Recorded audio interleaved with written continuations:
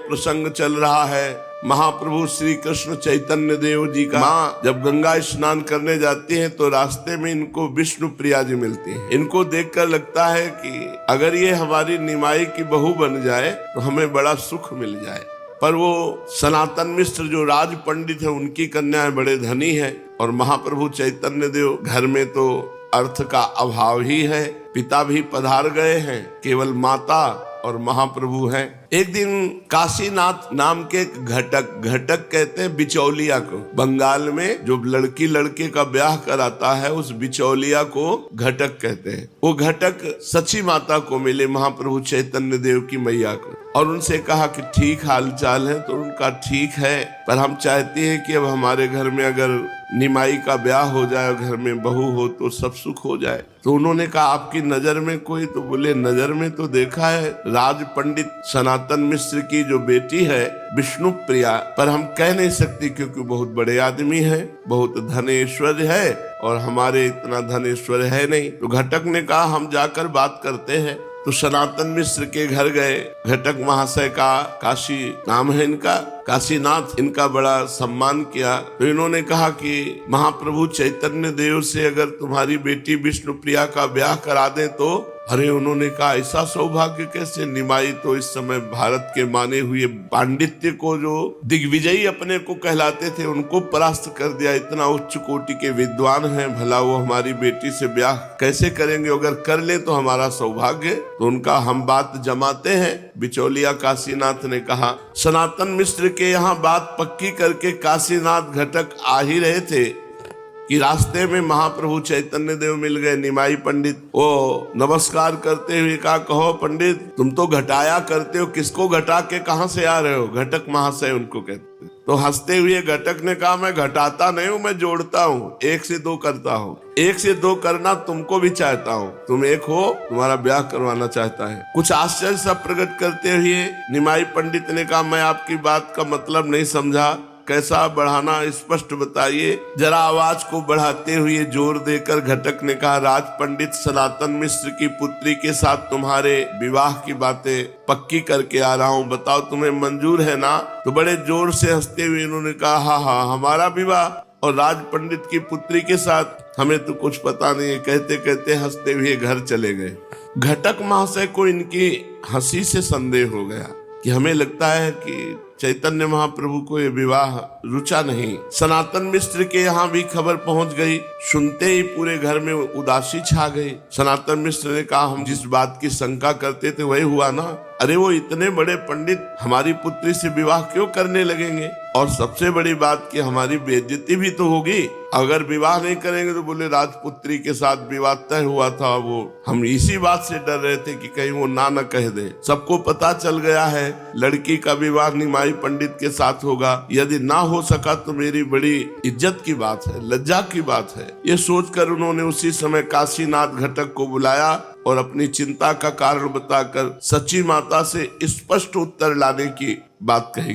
घटक महाशय उसी समय चैतन्य महाप्रभु की माता सची माता के पास गए और राज पंडित सनातन मिश्र की पूरी चिंता की बात कह दी। ये सुनकर सची माता ने कहा तुम चिंता मत करो, निमाई मेरी बात को कभी टाल नहीं सकता, मेरी आज्ञा का उल्लंघन नहीं कर सकता, इसलिए मैंने उससे इस संबंध में कोई पूछताछ नहीं की है। आज वो पाठशाला से आवेगा तो मैं उसे पूछ लूंगी। मेरा ऐसा विश्वास है कि मेरी आज्ञा को कभी टाल नहीं सकता। कल मैं तुम्हें इसका ठीक ठीक उत्तर दूंगी। माता का ऐसा उत्तर सुनकर घटक अपने घर को चले गए। इधर जब शाम को पाठशाला से पढ़ाकर महाप्रभु चैतन्य देव घर आए तो माता ने इधर उधर की 2-4 बातें करते हुए बड़े प्रेम से कहा निमाई बेटा मैं एक बात पूछना चाहती हूँ, क्या सनातन मिश्र वाला संबंध तुझे मंजूर नहीं है? लड़की तो बड़ी सुशील और चतुर है, मैं उसे रोज गंगा जी पर देखती हूँ। निमाई ने लजाते हुए कहा मैं क्या जानूं, जो तुम्हें अच्छा लगे वो करो। माता को ये उत्तर सुनकर बड़ा संतोष हुआ। इन्होंने अपनी माता के संतोषार्थ स्वयं एक मनुष्य द्वारा सनातन मिश्र के यहाँ विवाह की तैयारी पक्की ऐसी खबर भिजवा दी चैतन्य महाप्रभु ने। इस खबर के पाते सनातन मिश्र के घर में फिर दुगना आनंद छा गया और धूमधाम के साथ पुत्री के विवाह की तैयारियां करने लगे। इधर निमाई पंडित के पास इतना द्रव्य नहीं था कि वे राज पंडित की पुत्री के साथ खूब समारोह के साथ विवाह कर सके। इसके लिए वे कुछ चिंतित से हुए। धीरे धीरे इस बात की खबर इनके सभी विद्यार्थी तथा स्नेहियों को लग गई। विद्यार्थी बड़े प्रसन्न हुए, आकर कहने लगे कि गुरुजी, ज्योनार की मिठाइयां तो खूब खाने को मिलेंगी। सनातन मिश्र तो राज पंडित ठहरे, खूब जी खोलकर विवाह करेंगे, बढ़िया बढ़िया मिठाइयां बनावेंगे, खूब आनंद रहेगा। ये सब विद्यार्थियों की बातें सुनकर निमाई पंडित हंस देते। उस समय नवद्वीप में बुद्धिमंत खां ही सबसे बड़े जमींदार थे। वे उस समय के एक प्रकार के नवद्वीप के राजा ही समझे जाते थे। निमाई पंडित से वे बहुत स्नेह करते थे। इनके विवाह की बात सुनकर वे इनके पास पाठशाला में आए। जिनके चंडी मंडप में पढ़ाते थे वे मुकुंद संजय भी वहीं बैठे थे। उन्होंने इनका आगत भाव किया, स्वागत किया। बुद्धिमंत खां ने कहा, निमाई पंडित, सुना है तुम्हारा विवाह हो रहा है, ये बात कहाँ तक सच है? और सुना है अब की राज पंडित की पुत्री आपने पसंद की है। कुछ लजाते हुए इन्होंने कहा, आप जो भी सुनेंगे वो सत्य ही है। भला आपके सामने झूठ बात कहने की किसी की हिम्मत हो सकती है? इस उत्तर से प्रसन्न होकर बुद्धिमंत खां ने कहा, तब तो खूब मिठाई खाने को मिलेगी। हाँ, एक प्रार्थना ये है कि आपकी तरफ से जितना विवाह का खर्चा होगा उसकी जिम्मेवारी हम ले रहे हैं। देखो, जो भगवान के भरोसे होता है, भगवान न जाने कहां से व्यवस्था कर देते हैं। महाप्रभु सर्वलोक महेश्वर भगवान के ही स्वरूप है, लेकिन प्रगटे तो निर्धन घर में। अब देखो, ब्याह की जरूरत है तो भगवान ने कैसी व्यवस्था कर दी।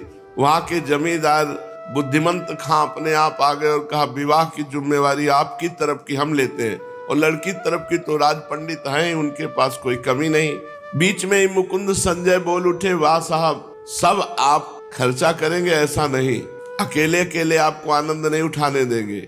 हंसते हुए बुद्धिमंत खां ने जवाब दिया, आप भी अपनी इच्छा पूर्ण कर ले। अरे, बहुत बड़े निमाई पंडित का विवाह हो रहा है और राज पंडित की पुत्री के साथ शादी है। राजकुमार की ही बात खूब ठाट बाट से विवाह करेंगे, आप जितना भी चाहें खर्च कर ले। इस प्रकार विवाह के संपूर्ण खर्च का भार तो इन दोनों महाधनियों ने उठा लिया। अब निमाई इस बात से निश्चिंत हो गए। फिर भी उन्हें बहुत सा काम करना बकाया था। विद्यार्थियों की सहायता से सब विवाह की तैयारियां करने लगे। सभी बड़े बड़े पंडितों को निमंत्रण किया गया। विद्वान मंडली में ऐसा एक भी पंडित नहीं बचने पाया जिसके पास निमंत्रण न पहुंचा हो। इधर पूर्वोक्त दोनों धनाढ्यों ने विवाह के लिए गाने, नाचने का, आतिशबाजी का, फुलवारी का, अच्छे अच्छे बाजों का और भी सजावट के बहुत से सामानों का भली भांति प्रबंध किया। नियत तिथि के दिन अपने स्नेही बहुत से पंडित विद्यार्थियों और अन्य गणमान्य सज्जनों के साथ बारात सजाकर निमाई पंडित विवाह के लिए चले। वे आगे आगे पालकी में जा रहे थे, दोनों ओर चवर ढुराए जा रहे थे, सबसे आगे भांति भांति के बाजे बज रहे थे। इस प्रकार खूब समारोह के साथ वे सनातन मिश्र के द्वार पर जा पहुंचे। मिश्र जी ने सब लोगों का यथोचित खूब सम्मान किया। सभी के ठहरने, खाने पीने और मनोरंजन का उन्होंने बहुत ही उत्तम प्रबंध कर रखा था। उनके स्वागत सत्कार से सभी लोग अत्यंत प्रसन्न हो गए। गोधूली के शुभ लगन में निमाई पंडित ने विष्णु प्रिया का पानी ग्रहण किया। ब्राह्मणों ने स्वस्त्ययन पढ़ा, वेदज्ञों ने हवन कराया। इस प्रकार विवाह की सभी लौकिक तथा वैदिक कृत्य बड़े ही उत्तमता के साथ समाप्त हुए। विष्णु प्रिया ने पतिदेव के चरणों में आत्मसमर्पण किया। देखो, पहले था माता पिता या घर के बड़े बूढ़े ब्याह तय कर आए और ब्याह हो गया तब वधू को देख पाता था लड़का। अब आजकल ये जो सब गंदी बातें चली हैं, बॉयफ्रेंड गर्लफ्रेंड, तो बहुत हानिकारक है ये गृहस्थी में। जो चंचल लड़कियां हैं, कई कई लड़कों से प्रेम करती हैं, वो भला एक पति के पास कैसे ठहर पाएंगे? जो चंचल लड़के हैं, कई कई लड़कियों के साथ ऐसे गलत आचरण करते हो, भला एक पत्नी के साथ कैसे ठहर पाएंगे? अगर एक पत्नी व्रत नहीं है, एक पातिव्रत नहीं है, तो गृहस्थ आश्रम ही क्या, वो तो व्यभिचार का घर है। ऐसी जगह संतानें वर्ण संकर होती है, पितरों को श्राद्ध आदि नहीं मिलता है, पितर असंतुष्ट हो जाते हैं। और कैसी परिपाटी थी, बूढ़ी बूढ़ी माई भी इतना घूंघट रखती। धर्म, मर्यादा, इज्जत, पवित्रता, अब वो तो सब खूंटी पे टंगी रह गई। आज का जो वातावरण है इन सब बातों को मजाक मानेगा। विष्णु प्रिया जी ने अपने पतिदेव के चरणों में आत्मसमर्पण किया। निमाई ने उन्हें अपने बाएं भाग में बिठा करके पूर्ण ब्याह की सब सामग्री, जितनी भेंट पूजा सब उनके पिता ने दी। साथ लेकर विद्यार्थियों के साथ ब्याह संपूर्ण होकर के जाने को तैयार हुए। दूसरे दिन सनातन मिश्र ने सभी विद्वान पंडितों की सभा की, उनकी योग्यता अनुसार यथोचित पूजा की, खूब भेंट बरातियों को दी और विष्णु प्रिया जी के साथ चढ़ करके निमाई पालकी में विवाह करके घर आए। महाप्रभु चैतन्य देव का विवाह श्री विष्णु प्रिया जी से संपन्न हुआ। चिरकाल से जिसे अपनी पुत्र वधू बनाने के लिए सची माता उत्सुक थी, आज उसे ही पुत्र वधू के रूप में अपने घर आई देखकर बहुत प्रसन्नता हुई। वह उस युगल जोड़ी को देखकर मन ही मन अत्यंत प्रसन्न हो रही थी। घर में घुसते ही चौखट में विष्णु प्रिया जी की अंगुली पिचक गई और उससे रक्त धारा बहने लगी। मैया का हृदय बड़ा दुखी हो गया कि अभी नवीन वधू और प्रवेश करते ही ये तो भारी अपशकुन है। बहुत दुखी हुई, क्योंकि वैसे ही दुखमय जीवन था। फिर थोड़े दिन में बात भूल गई, पर अपशकुन तो हो गया। पूरा जीवन रो रो करके माता को बिताना पड़ा, विष्णु प्रिया जी को बिताना पड़ा। महाप्रभु तो संन्यास लेकर के जगत उद्धार के लिए चले गए। विष्णु प्रिया को पाकर के निमाई अत्यंत प्रसन्न हुए और विष्णु प्रिया भी अपने सर्वगुण संपन्न पति को पाकर परम आह्लादित हुई। अब जैसे जैसे महाप्रभु की अवस्था बढ़ रही थी, वैसे वैसे इनके स्वभाव का परिवर्तन हो रहा था। बड़ा गंभीर स्वभाव, एकांत में बैठ करके भगवत चिंतन परायण, हृदय का एकदम परिवर्तन। विवाह होने के बाद सारी चंचलता न जाने कहाँ खो गई। आप एकदम भगवान के ध्यान में गंभीर मुद्रा में बैठे रहते और शरीर में भी भावावेश आने लगे। महाप्रभु के शरीर के सभी अवयव स्वभाव के ही अनुसार बने हैं। मनुष्य जैसे जैसे प्राकृतिक विचारों को छोड़ता है और भगवान का चिंतन करता है, वैसे वैसे उसके शरीर में दिव्यता आने लगती है। वो प्रकृति से ऊंचे उठ जाता है। उसका पांच भौतिक शरीर फिर अधिक काल टिकता नहीं है। इसीलिए बड़े बड़े महापुरुष जवानी अवस्था में, कम अवस्था में शरीर छोड़कर पधार गए, क्योंकि जब भगवद आवेश आता है तो ये शरीर सह नहीं पाता, पंचभूतों से बना हुआ, और कोई न कोई भयानक रोग बन जाता है या कोई भयानक परिस्थिति बन जाती है और उनका शरीर छूट जाता है। ये महापुरुषों में होता है। तुम लोग मत डरो हाँ कि हमारा शरीर छूट जाएगा। इस कोटि के महापुरुष नहीं हो कि तुम्हारा शरीर छूट जाएगा। नहीं, लोग सुनकर के कहते ना कि भक्ति करे तो पूरा परिवार बर्बाद हो जाता है। तुम उस कोटि के भक्त नहीं हो। जिस कोटि के हो, खूब खाओ पियो, थोड़ा नाम जप कर लो, कीर्तन कर लो, जी ले, बस ऐसे है। इस कोटि के भक्त थोड़े कि भावावेश आ गया और शरीर छूट जाएगा। कई प्रश्न करते हैं, इसलिए हम बताते जाते हैं बीच बीच में कि तुम उस कोटि के नहीं हो कि तुम्हारा शरीर छूट जाएगा। शरीर को तुम ममता से पकड़े हुए हो, तुम्हारे अंदर ऐसे भाव आने वाले नहीं। भावुक ज्ञानी और प्रेमी महात्मा कम अवस्था में शरीर छोड़कर जाते हुए देखे गए। भगवान शंकराचार्य जी बहुत कम अवस्था में, चैतन्य देव महाप्रभु जिनका चरित्र सुन रहे, ज्ञानेश्वर, स्वामी राम तीर्थ, जगत बंधु, ये बड़े बड़े महापुरुष अल्प अवस्था में शरीर को छोड़ करके चले गए। कारण कि पंचभूतों में इतनी सामर्थ्य नहीं है कि उनके भावावेश को सह सके, तो फिर शरीर किसी न किसी बहाने अस्वस्थ हो जाता है और शरीर छूट जाता है। हाँ, कोई कोई महापुरुष अपने संकल्प का कुछ अंश देकर लोक कल्याण की जिसे भगवान ने सेवा दी है, वो अपने शरीर को बनाए रखते हैं। फिर भी उनमें भावुकता की अपेक्षा ज्ञानांश की अधिकता होती है। जिनके शरीर बचे रहते हैं, ज्ञान अधिक होता है और वो अपने संकल्प से भगवान की आज्ञा पालन करने के लिए शरीर को बनाए रखते हैं। इसलिए सभा को उपदेश आदि देने की उनमें क्षमता बनी रहती है। जब भावुकता की चरम सीमा पहुंचती है तो संकल्प करने का होश ही नहीं रहता और शरीर असमर्थ हो जाता है। फिर वो झेल नहीं पाता, प्रेम को झेल पावे शरीर, ऐसा नहीं।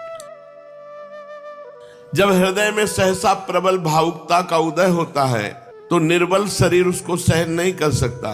किसी किसी का शरीर तो उसी वेग में शांत हो जाता है। बहुत से उसे सहन तो कर लेते हैं, किंतु भारी रोगों से युक्त हो जाता है शरीर, असाध्य रोगों से। असाध्य रोग ही प्रेम को रोक सकता है, असाध्य रोग ही प्रेम के वेग को सह सकता है, नहीं दूसरे की सामर्थ्य नहीं है। जिनसे भगवान इस जगत में कुछ मंगल कराना चाहते हैं, वे उस वेग को पूर्ण रीति से आने ही नहीं देते। अगर आ भी गया तो सहन करने की सामर्थ्य दे देते हैं, किंतु उनके शरीरों पर भी उसका असर पड़ता है। इसलिए प्रायः भावुक शरीरों में अतिसार, वायु रोग, ये बड़े भयंकर भयंकर रोग हो जाते हैं। तुम्हारे नहीं होंगे, हाँ कि अब हम भजन करेंगे तो भयंकर रोग हो जाएंगे तो भजने छोड़ दे, ये उनकी बात है जो भावावेश में रहते हैं। बड़े असाध्य रोगों का सामना उनके शरीरों को करना पड़ता है। संसारी लोगों को रोग, ये रोग नहीं होते और सब होते। ये तो बात होती है कि इतना प्रेम का वेग होता है कि किडनी, लीवर, हृदय सबकी सामर्थ्य हाथ उठा देते हैं, सब उस प्रेम को झेलने की सामर्थ्य नहीं रहती, तभी अल्प अवस्था में शरीर छूट जाता है। और भगवान जिससे मंगल कराना चाहते हैं जितने समय तक, उतने समय तक उनका शरीर रहता है। संसारी लोग तो प्रायः 40-50 वर्ष की अवस्था के बाद शरीर उनका रोगी होता है, लेकिन भावुक के हृदयों में ये उद्वेग के रूप में रोग जागृत हो जाता है। ये साधारण रोग नहीं है, ये प्रेम रोग को सहने के लिए दिया जाता है। जैसे हमने बताया एक बार सत्संग में कि एक शीशा है, उसे अगर आप एक कंकड़ मारो टूट जाता है, लेकिन उसे गरम ठंडा, गरम ठंडा, ठंडा गरम ऐसे प्रक्रिया की जाती है तो बुलेट प्रूफ हो जाता है, गोली मारो तो भी नहीं टूटेगा। ऐसे ही दुख सुख विपत्ति, दुख सुख विपत्ति भगवान दे देकर अपने भक्त को इतना मजबूत कर देते हैं कि भारी से भारी विपत्ति में भी वो चलायमान नहीं होता। किसी को वायु रोग हो जाता है, किसी को मस्तिष्क रोग हो जाता है, किसी को उन्माद रोग हो जाता है। ये जरूर हो जाते प्रेमियों को, हमने देखा है, पूरा शरीर कांपता रहता है। वायु रोग हो गया, उन्माद, बोलते रहते हैं बेमतलब, क्या बोल रहे हैं, कोई मतलब नहीं है, कोई तुकतान नहीं है, उन्माद अवस्था। प्रेम रोग में ये वायु रोग, अतिसार, उन्माद, मस्तिष्क की शासन वृत्ति क्षीण हो जाना, क्या बोलना है क्या नहीं कहना है कुछ नहीं, जो चल रहा है वही चल रहा है। यहाँ तक कि लोग फिर जो नहीं जानते हैं उनके लिए उपचार करने लगते हैं। सालों अतिसार भयंकर रोग से पीड़ित बने रहे, फिर उन्होंने भावावेश में शरीर छोड़ा। तो ये जब प्रेम का उन्माद चढ़ता है तो एक अलग चीज होती है, ये बहुत बड़ी स्थिति होती है प्रेम उन्माद। प्रायः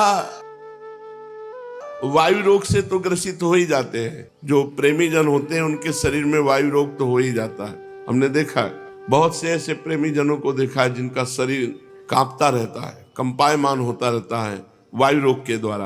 किंतु शरीर ठीक उसी का सकता है जिसे भगवान ने सेवा दी है संसार का कल्याण करने की, नहीं तो प्रेम के झटके में ये पांच भौतिक शरीर नष्ट हो जाता है। रामकृष्ण परमहंस जी के गले में कैंसर, बोलने के लिए मना किया, वो खूब सत्संग करते हैं। ये जब भावावेश आता है तो कोई न कोई असाध्य रोग उसको सपोर्ट करके रोकता है, तभी तो प्रेमियों की जय जयकार होती है। कोई साधारण जीव प्रेमी थोड़ी हो सकता है कि भोगी जीव कोई प्रेमी हो जाए। कोई योगी जो निरंतर भगवान के चिंतन में, वो इस भावावेश प्रेम को प्राप्त होता है। अब निमाई पंडित का भी गाढ़ चिंतन भगवान का, जहां बैठे तो डूब गए, और बड़म परम भावुक स्वभाव के थे। इनका शरीर तो बलवान था, तो चाहे जितना बलवान शरीर हो, प्रेम सहन करने की सामर्थ्य नहीं है। इसलिए इनका भावुकता का उत्तरोत्तर विकास हुआ और अंत में एकदम शरीर की स्थिति को ही भूल गए, देश सुधी भूल करके महाभाव में स्थित। इनके जीवन में एक से एक दिव्य भाव प्रकट हुए, इनकी सूरत बदल जाती, इनके शरीर की चेष्टाएं बदल जाती। ऐसी अलौकिक स्थिति प्रायः बड़े महापुरुषों में देखी गई, जैसी चैतन्य महाप्रभु के जीवन में देखी गई।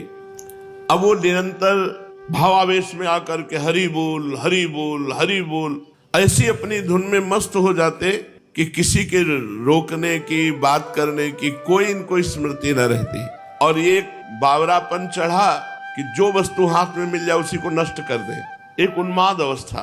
विष्णु प्रिया जी से ब्याह होते ही कहीं पानी को देखा तो पानी उलीच रहे, अन्न देखा तो सब अन्न फैला दिया, वस्त्र देखा तो वस्त्र चीर फाड़ के फेंक दिया।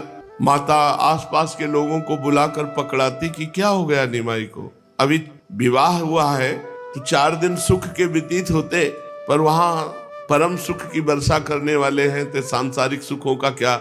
महाप्रभु को उन्माद चढ़ गया, भावावेश। बाल्टी में पानी तो सब पानी उलीच उलीच करके, घर का अन्न सब फेंक देना, सब कपड़े फाड़ देना, और लोगों को बुलाती और कहती इनको पकड़ो, किंतु जो इनकी ओर जाता उसे मारते, मारने के लिए दौड़ते, वो भागता। किसी की हिम्मत नहीं पड़ती। फिर कई लोगों ने जैसे तैसे पकड़ करके इनको सैया पे सुलाया।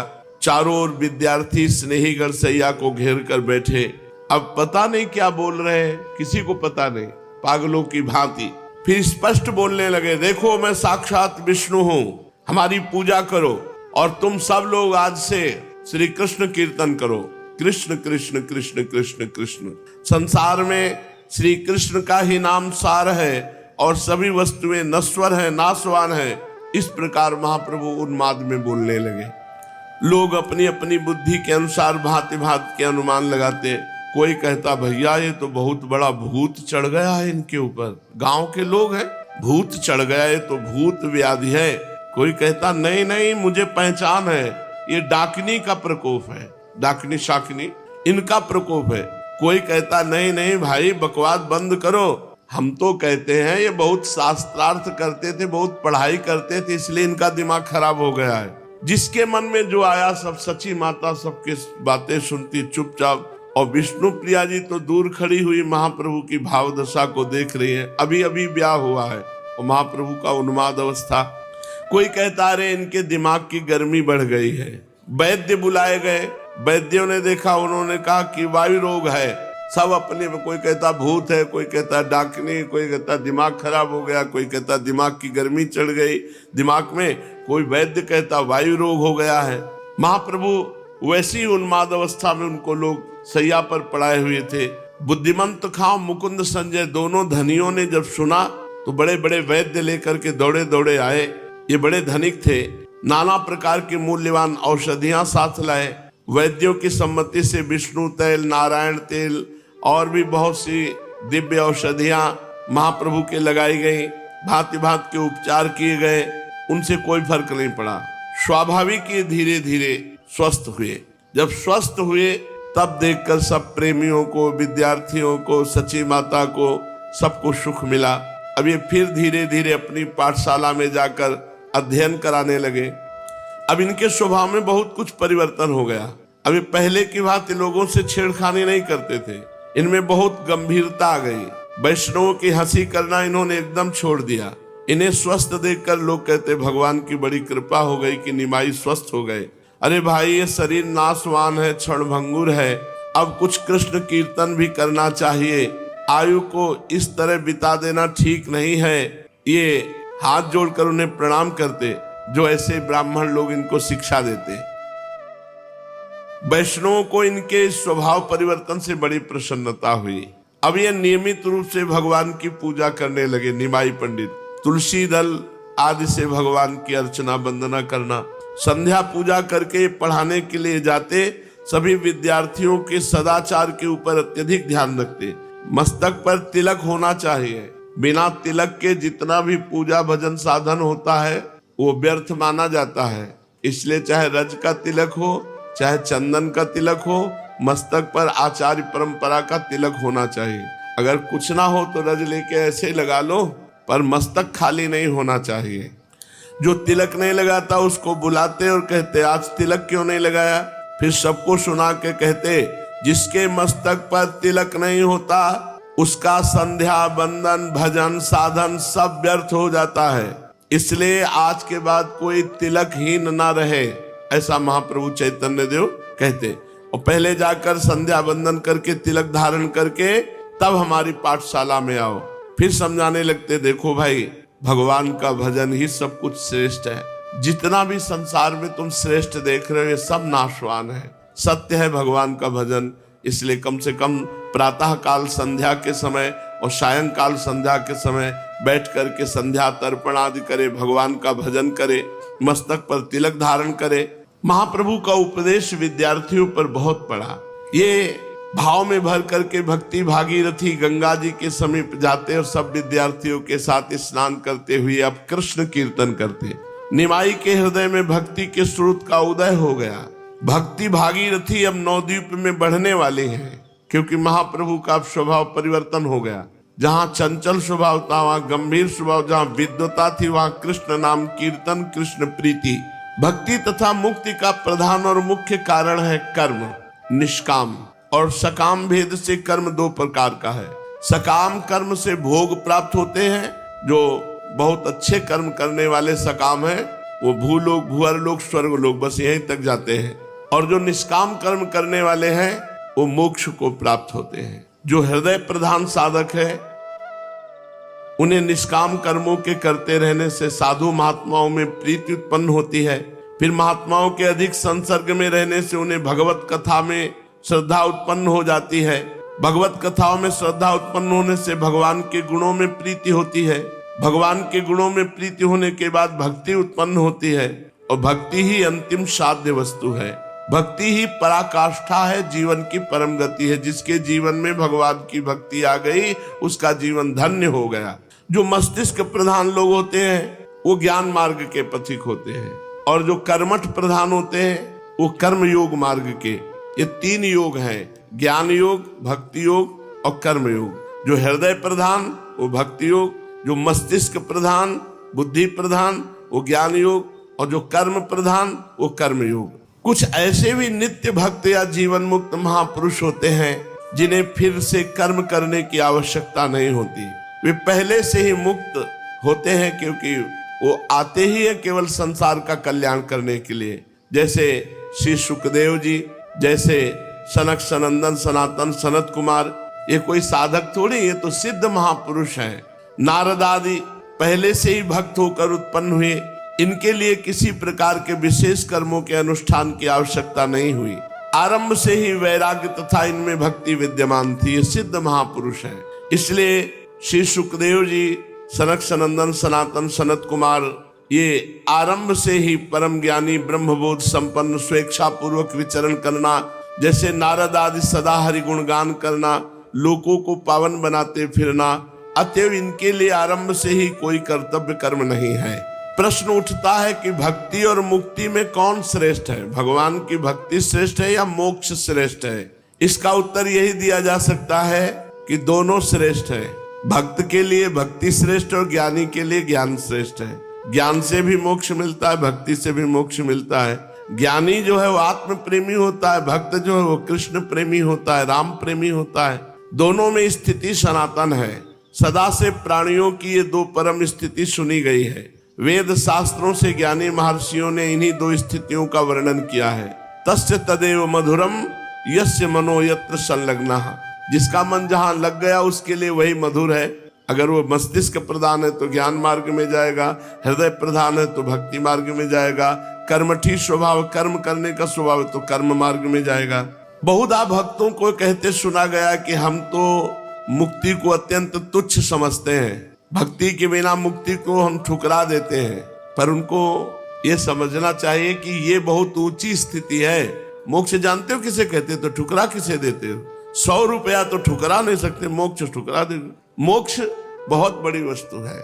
जब मोक्ष प्राप्त, जैसे श्री प्रबोधानंद महाराज, जैसे मधुसूदन सरस्वती, जैसे श्री सुखदेव जी, ये मोक्ष प्राप्त महापुरुष है। ये ठुकरा दिए मोक्ष को और श्री कृष्ण प्रेम में। अपने लोग जैसे कहते हैं हम तो मोक्ष ठुकराते, तो है कहा तुम्हारे मोक्ष? तुम मुक्ते कहाँ हो? अभी तो बंधे हुए विषयों में मिले नहीं तो मोक्ष ठुकरा क्या दे? तो ये वैसे ही बात हुई कि हम तो मोक्ष को ठुकरा देते हैं। वैसे ही जैसे जेब में 5 रुपया नहीं, वो कहते हैं हम तो करोड़ों को लात मारते हैं। भाई नहीं तो मारोगे क्या? जब मोक्ष का अधिकार प्राप्त हो जाए फिर मोक्ष ना चाह कर भगवान का प्रेम प्राप्त करे, उसे भक्त कहते हैं। भगवान के मार्ग में ये दो ही प्रधान मार्ग माने गए हैं, एक मस्तिष्क प्रधान ज्ञान मार्ग और एक हृदय प्रधान भक्ति मार्ग। ज्ञानी भी भगवान की आत्मा है और भक्त भी भगवान की आत्मा है। दोनों संसार के त्यागी हैं, दोनों सत्य के अनुरागी हैं, इसलिए इनमें से कोई छोटा बड़ा नहीं कहा जा सकता। महाप्रभु चैतन्य देव का जीवन भक्ति मार्ग का एक प्रधान स्तंभ है। उनके जीवन में शुद्ध भक्ति का परम पवित्र स्वरूप उदय हुआ।